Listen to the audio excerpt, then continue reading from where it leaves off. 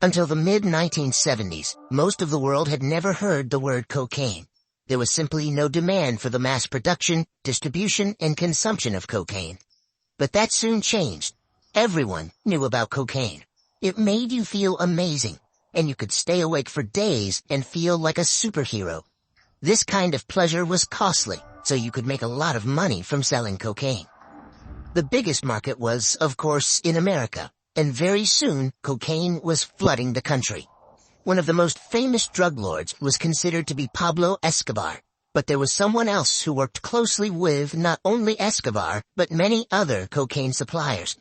This man was the first to use an airplane to transport drugs and transported tons of cocaine to America. This man was a partner of the famous drug lord Carlos Enrique Leder. He was even apologized to by the police when they caught him transporting 660 pounds of marijuana. This man's name was George Jung. He also became famous for the movie Blow, which came out in 2001. His character was wonderfully played by Johnny Depp. The movie was not a box office success, but it gained a large number of fans, and many people were deeply involved in the story of George Jung. The movie distorts many of his life moments, but the life of this successful drug dealer was definitely unforgettable and exciting. But did everything end as sadly as in the movie?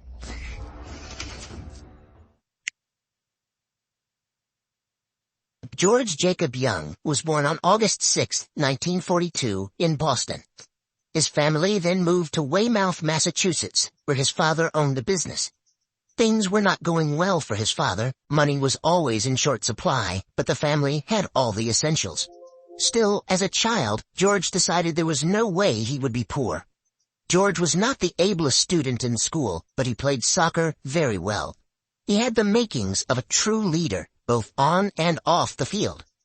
Although George was a pretty average guy and not a bully, his first trip to jail happened when he was still in high school.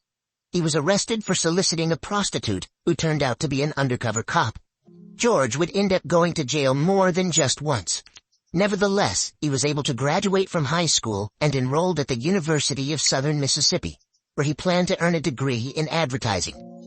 Never able to finish his studies because he was very soon introduced to something that would determine his entire destiny.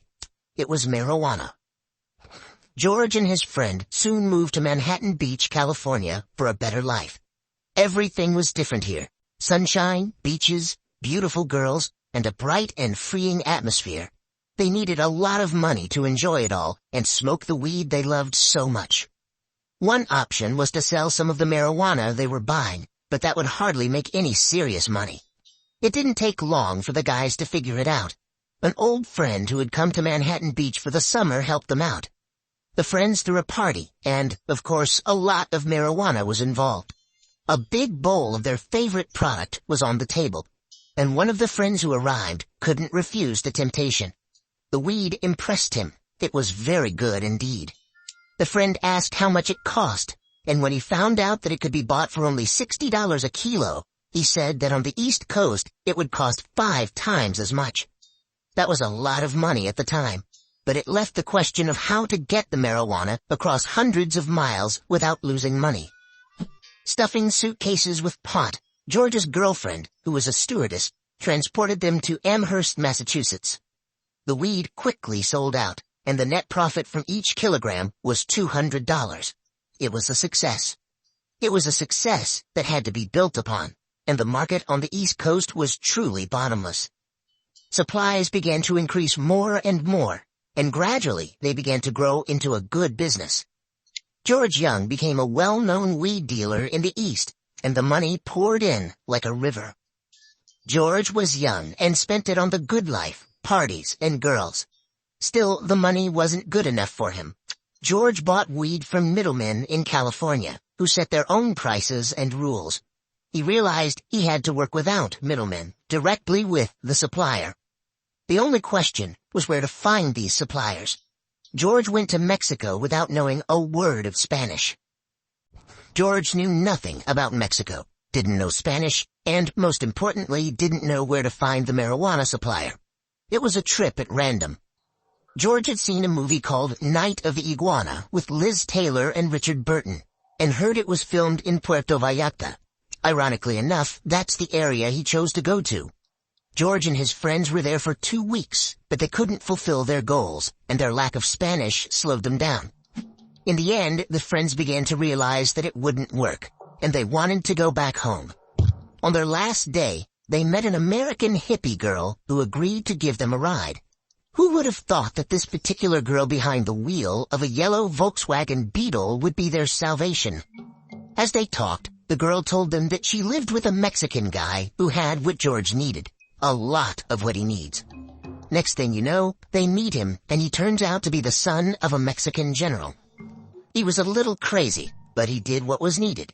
He sold George many kilos of weed at $20 a kilo. In California, on the other hand, George was buying weed for $60 a kilo through intermediaries.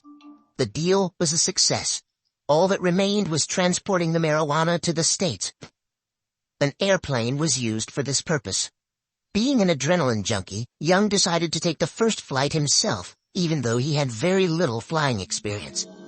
As expected, the flight was difficult, and George's inexperience nearly ruined the transportation operation and himself. He lost his way over the Pacific Ocean and was about 100 miles off course. It was getting dark, and George didn't know where he was flying. It was getting scary. George turned east and spotted a mountain pass, which became a landmark and an escape. After a while, the plane arrived at its destination, and Jung vowed never to transport cargo on a plane again without professional pilots. It was a whole other level of money-making. The business was flourishing. George and his friends rented a villa on the beach in Puerto Vallarta and started making about $50,000 to $100,000 a month. They usually made 2 trips a month. In addition to delivering marijuana by plane to California, they had to drive a motorhome another 3 days east to Amherst. The business was quite labor-intensive, but no one complained. They were young and full of ambition. In 1974, the business came to an end. George was arrested with 660 pounds marijuana in Chicago at the Playboy Club, waiting to hand over the drugs. The man who was supposed to meet him was connected to heroin, and, to mitigate his sentence, gave up George's name. Surprisingly, the federal agents were not very interested in arresting him. They said, "We're sorry, we really don't want to bust pot people, but this is tied into a heroin operation, and we have to arrest you." Jung was convicted and sent to a federal prison in Danbury, Connecticut. Who knew that prison would make George a millionaire and a real expert smuggler? Only it would not be marijuana, but a far more serious drug, cocaine. Danbury Prison proved to be a surprising place. George was surrounded by intelligent, eloquent businessmen who had somehow broken the law. Among them were bankers, lawyers, doctors, and smugglers. There you could more or less learn everything you needed to know about illegal activities, and it was the most authentic school of crime. It was here that George met the man who would turn his life upside down. This man's name was Carlos Leder. Carlos was from Colombia, well-mannered, well-dressed, and spoke good English.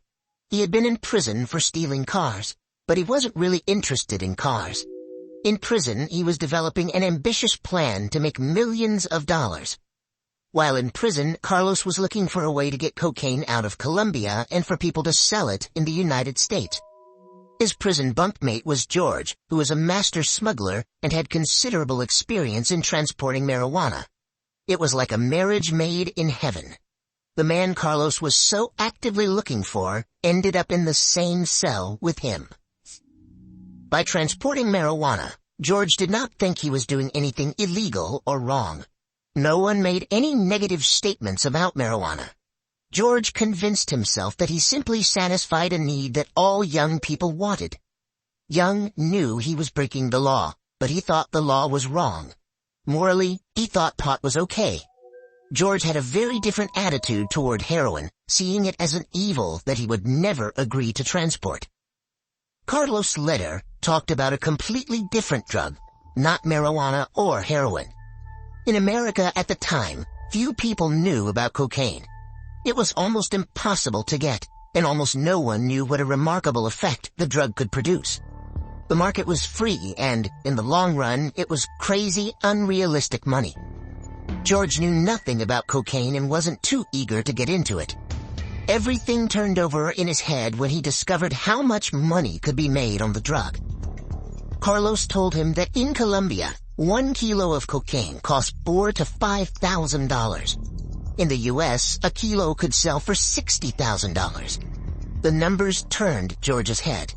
He could earn several times more in one flight than he had in all the years he had transported marijuana. There was no more doubt, and 2 inmates began to work out a plan that would later bring them millions of dollars. Every day for a year, George and Carlos worked diligently on every detail. Leder tried to make the most of his time in prison, talking to bankers and smugglers and meticulously studying every little detail that might be useful for his plan. He was obsessed with knowledge. It was only a matter of time before he got out of prison and into action. In 1975, George Jung and Carlos Leder were released from prison. While still in prison, they agreed that when Carlos arrived in Colombia, he would send a telegram to the home of George's parents. Over the phone, they arranged for George to find 2 girls to transport the cocaine in suitcases from Antigua to the United States. It took George several days to find 2 rather naive girls. They liked the idea of having a little fun in Antigua and were not at all frightened by the fact that they would be smuggling drugs in their suitcases. The girls knew absolutely nothing about cocaine. Luckily for everyone, the operation was a success. The girls delivered the cocaine without any problems and enjoyed their time with George and Carlos so much that they returned to Antigua and transported the suitcases of drugs again. It was a resounding success. Now the business needed to be scaled up, and for this, an airplane was needed. Previously, cocaine could only be brought in suitcases or luggage, which was a much less efficient method with a higher probability of being caught. An airplane would make transportation much easier and greatly multiply the profits, so one was soon purchased.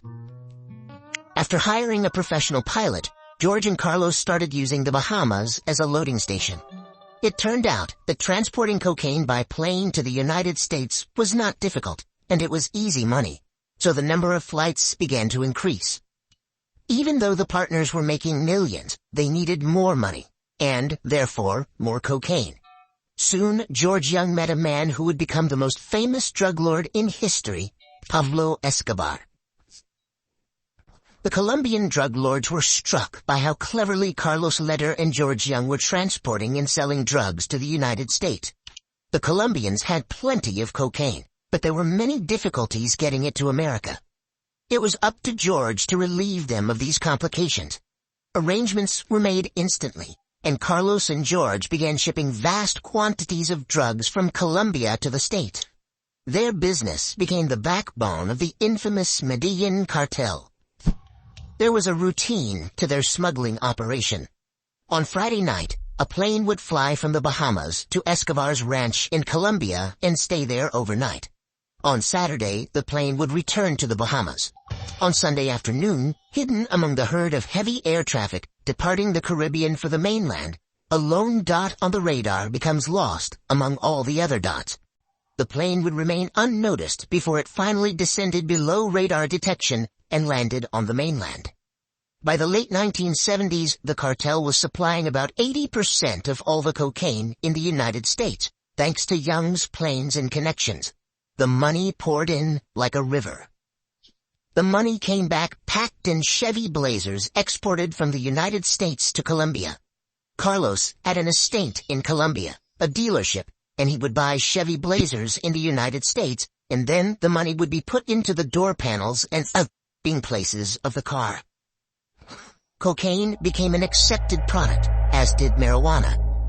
Snorting cocaine was somewhat considered normal, especially if you had a high income. The government unknowingly allowed the media and the recording and movie industries to promote cocaine. No one ever said no to it. Cocaine was considered a fantastic, miraculous drug that gave an enormous energy boost. You could stay awake for days and feel really high. It was like marijuana, only many times better. But in the end, everyone soon found out how evil it really was. The evil flooded all over America, and the supply only increased each time. George Jung, aka Boston George, and Carlos Leder were in on it like no other. Soon their partnership would come to an end. Carlos Leder was a fan of John Lennon and Adolf Hitler at the same time.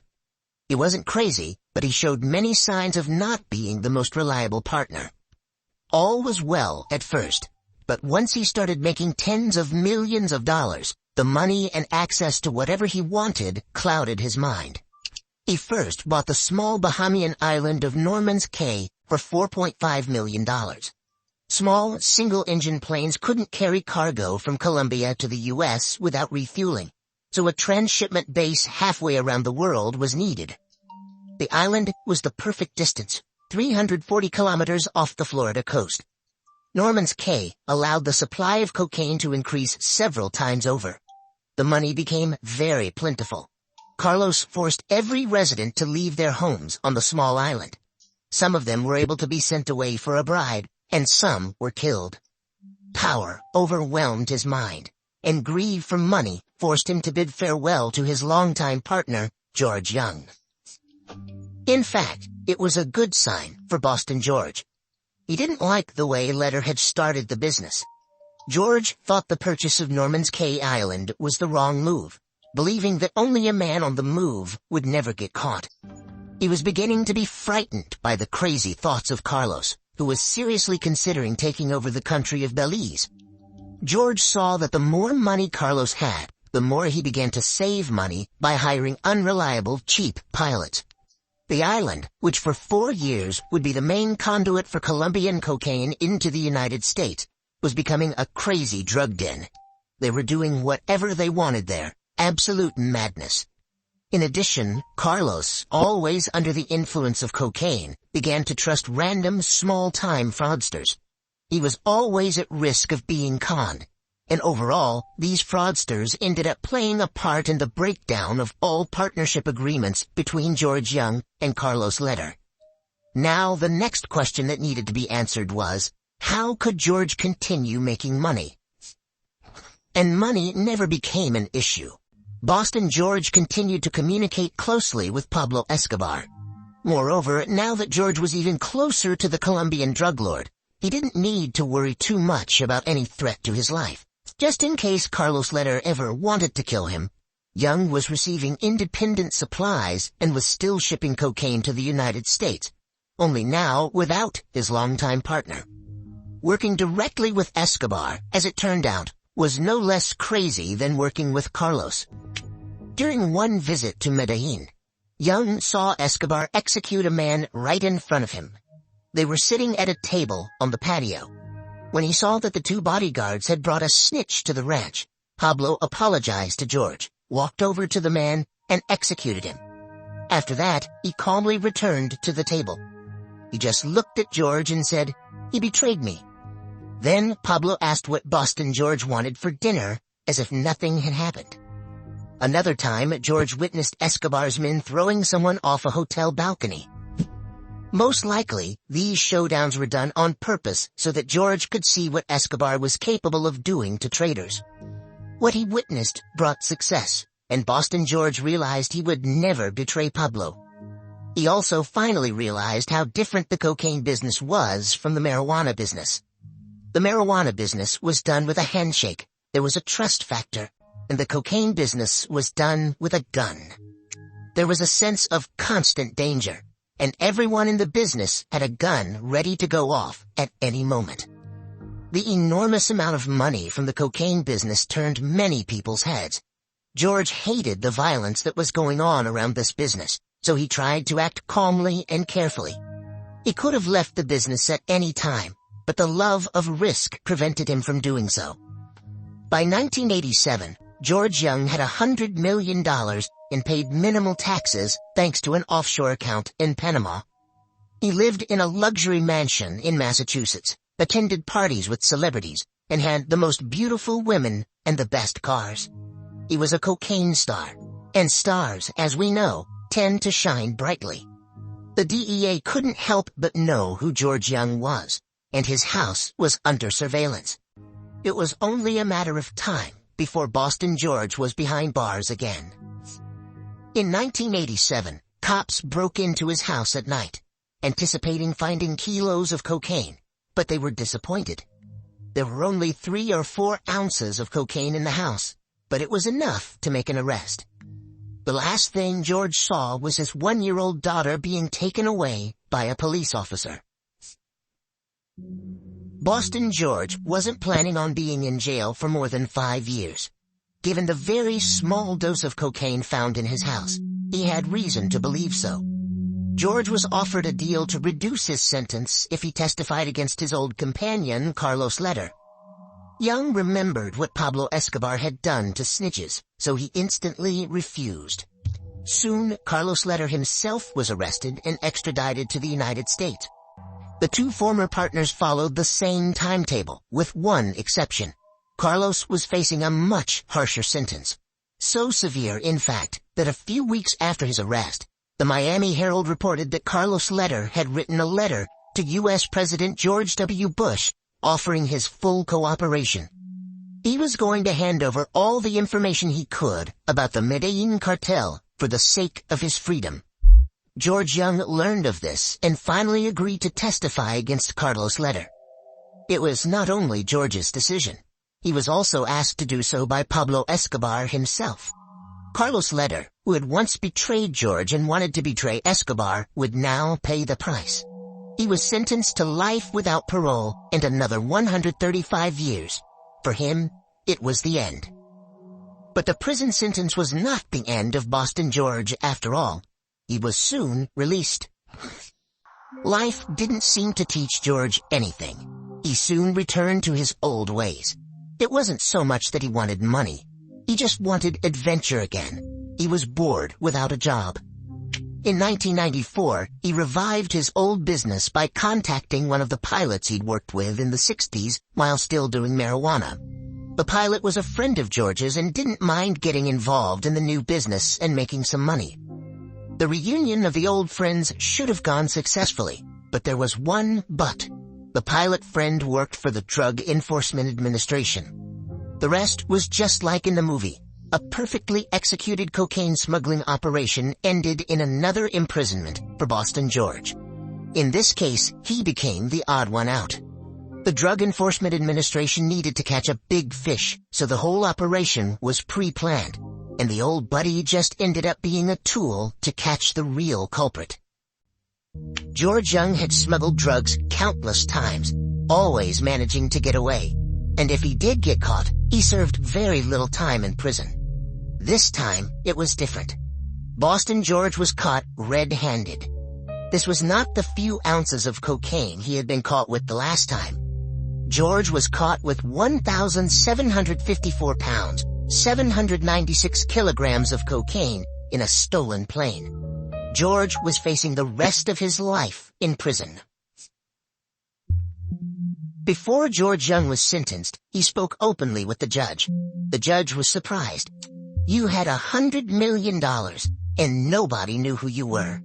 You didn't need anything else. Why didn't you just leave?" George had a lot of money, but didn't want to stop. He liked the risk, his job, and the vibrant, free life. Initially, he was in it for the money, but when he had a lot of it, he just didn't care about it anymore. George wasn't addicted to cocaine. He was addicted to his lifestyle. He received a severe sentence for his addiction, 60 years in prison. At that time, George was 54 years old. Was it all worth such a sentence? But Boston George didn't have to die in prison. His sentence was reduced for good behavior. He served 20 years and was released on June 2, 2014. Even though his beloved daughter never visited him in prison, apparently they were still able to build a relationship after his release. The remarkable movie Blow made George Jung a star. There was one very good line in that movie. Life passes most people by while they're making grand plans for it. Boston George's story is striking in that he had a full, bright, and not-so-bad life for someone who gets into this sort of thing. He was in prison twice before age 54 and got only minor sentences both times. He didn't have to lose loved ones. He didn't have to get shot. He didn't have to be in jail all the time since he was young. And, after all, he didn't get killed. Compared to other cocaine dealers, he had a pretty good life. But was he satisfied with his life? The answer was found in one of his interviews. We live as we die, alone.